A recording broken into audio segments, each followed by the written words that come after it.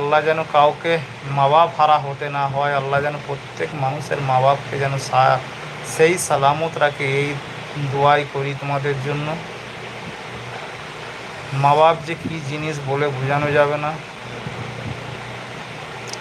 আর বলে বোঝানোর ক্ষমতাও নাই কোনো মানুষের মা বাপ কী জিনিস।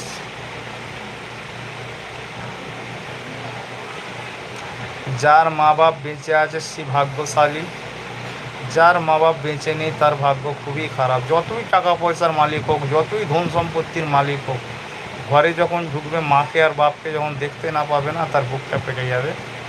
তো মা বাপ যে কী জিনিস বলে বোঝানো যাবে না। কেন আমার হয় আমি জানি। ঘরে ঢুকি, বিদেশ থেকে যখন জামা কাপড় ব্যাগ নিয়ে বাড়িতে যাই, দেখি যে মাকে আর বাপকে দেখতে পাই না, বহুত কষ্ট হয়, বহুত কষ্ট হয়। সেই কষ্টের কথা বলা যাবে না, সেই কষ্ট সহ্য করা যাবে না। ওই জন্যে দোয়া করি তোমাদের জন্য যে তোমরা যেন মা বাপের কাছে আল্লাহ যেন ভালোভাবে রাখে। মা বাপের সেবা অবশ্যই করবে। মা বাপ বয়স হয়ে গেলে পরে খিটখিট করলে পরে বেজার হবে না। ছোটোবেলায় আমরা কত মা বাপকে খিটখিট করেছি, কত মায়ের কোলে পায়খানা করে দিয়েছি, কত বাপের কোলে